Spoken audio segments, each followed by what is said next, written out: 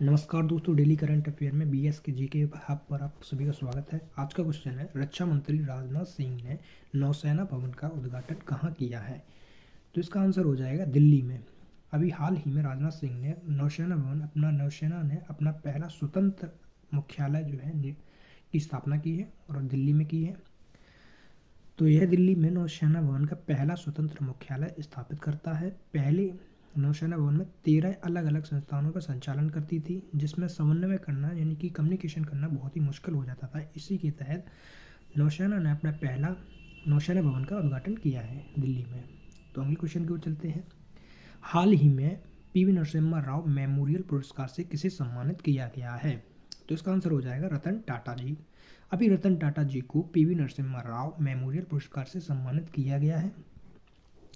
रतन टाटा को परोपकार के क्षेत्र में उनके उल्लेखनीय और निरंतर प्रयासों के लिए पहचाना गया है। उनके योगदान ने देश भर में कई समुदायों पर सकारात्मक प्रभाव डाला है, इसी कारण उन्हें चुना गया है। पीवी नरसिम्हा राव मेमोरियल पुरस्कार का नाम भारत के पूर्व प्रधानमंत्री पीवी नरसिम्हा राव के नाम पर रखा गया है। यह उन व्यक्तियों के लिए मान्यता का पुरस्कार है जिन्होंने सामाजिक कल्याण और मानवीय कारकों के लिए असाधारण समर्पण प्रदर्शित किया है। अगले क्वेश्चन की ओर चलते हैं। चमेली देवी जैन पुरस्कार 2024 किसे दिया गया है? तो इसका आंसर हो जाएगा ग्रीष्मा कुठार और रितिका चोपड़ा, यानी कि ए और बी दोनों। इसका आंसर सही हो जाएगा। ग्रीष्मा कुठार की बात कर लेते हैं। एक स्वतंत्र मल्टीमीडिया पत्रकार हैं। मणिपुर जैसे संघर्षग्रस्त क्षेत्रों में गहन शोध और लंबी चौड़ी खोजबीन रिपोर्ट में संलग्न रहती हैं ये, और अपनी रिपोर्ट में द कहरवा और अल जजीरा जैसे प्रकाशनों पर छापी गई हैं इनकी रिपोर्ट।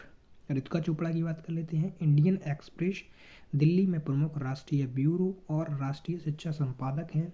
सरकारी नीति, शिक्षा और भारत के मुख्य चुनाव आयोग की समाचारों पत्र कवरेज प्रदान करती हैं। चमेली देवी जैन पुरस्कार की बात कर लेते हैं। तो चमेली देवी जैन पुरस्कार की स्थापना 1980 में मीडिया फाउंडेशन के द्वारा की गई थी। इसका नाम चमेली देवी के नाम पर रखा गया है। चमेली देवी एक स्वतंत्रता सेनानी और सामुदायिक सुधारक थी, और उन्हें भारत के स्वतंत्रता आंदोलन के दौरान उन्हें जेल में डाल दिया गया था। पहला पुरस्कार जो चमेली देवी है उसको 1982 ईस्वी में दिया गया था, और तब से हर वर्ष यह पुरस्कार प्रदान किया जाता है।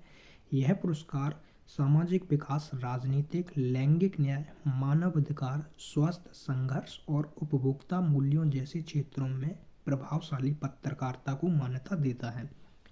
अगले क्वेश्चन की ओर चलते हैं। तो क्वेश्चन है, हाल ही में किसके द्वारा इथेनॉल 100 ईंधन का पहल का अनावरण किया गया है? तो इसका आंसर हो जाएगा हरदीप सिंह पुरी का। अभी हरदीप सिंह पुरी जी के द्वारा इसका उद्घाटन किया है।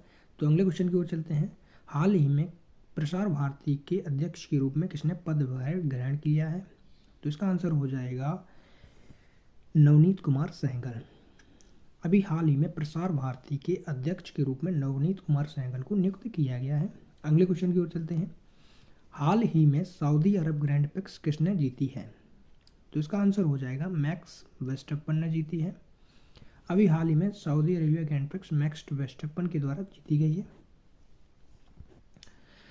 रेड बुल के ड्राइवर है मैक्स वर्स्टैपेन। उन्होंने सऊदी अरेबिया ग्रैंड प्रिक्स में पोल पोजीशन से शुरुआत करते हुए यह जीत हासिल की है। यह 2024 फार्मूला 1 सीजन के रेड बुल की लगातार दूसरी 1-1 समापन है। अगले क्वेश्चन की ओर चलते हैं। हाल ही में किस क्रिकेट खिलाड़ी ने प्रथम श्रेणी क्रिकेट से संन्यास लेने का ऐलान किया है? तो इसका आंसर हो जाएगा मैथ्यू वैड। अभी मैथ्यू वैड ने क्रिकेट के प्रथम श्रेणी के क्रिकेट से संन्यास लेने की घोषणा की है। अगले क्वेश्चन की ओर चलते हैं। तो क्वेश्चन है, हाल ही में किस सरकार ने किसानों को मुफ्त बाजरा बीज वितरण करने का ऐलान किया है? तो इसका आंसर हो जाएगा राजस्थान। अभी राजस्थान सरकार ने सभी किसान भाइयों को मुफ्त में बाजरा का बीज जो है बोने के लिए ऐलान किया है। अगले क्वेश्चन की ओर चलते हैं।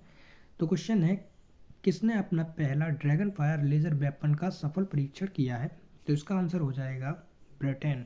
अभी ब्रिटेन ने अपने पहले ड्रैगन फायर लेजर वेपन का सफल परीक्षण किया है।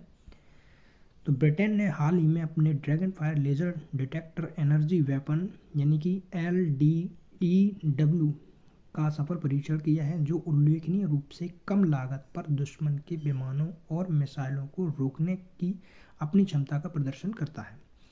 इसराइल का भी एक है डिफेंस सिस्टम, आयरन बीम जिसे बोला जाता है, जो लेज़र आधारित इंटरसेप्ट सिस्टम की तुलना में ड्रैगन फायर और भी जो है कम लागत में बना है। मतलब इसका मतलब ड्रैगन फायर जो है इसराइल के आयरन बीम की तुलना में कम लागत में बना है और उतनी ही मारक क्षमता है, उतने ही संघर्ष करने में सक्षम है। तो आज के लिए बस इतना ही। Thank you.